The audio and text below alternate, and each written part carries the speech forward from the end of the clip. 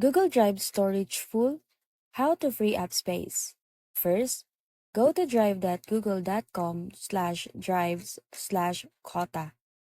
This shows you a list of your largest files. Starting with the biggest, scroll through delete anything you no longer need. Old videos, backups, or duplicate files.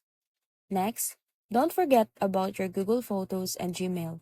These also count towards your drive storage.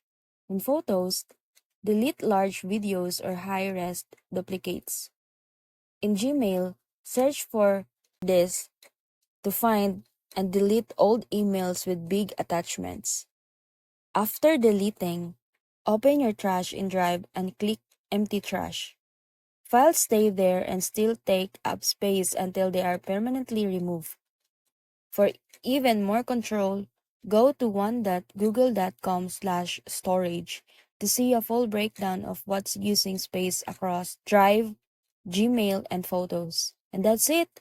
Clean up your drive, reclaim space, and keep things running smooth.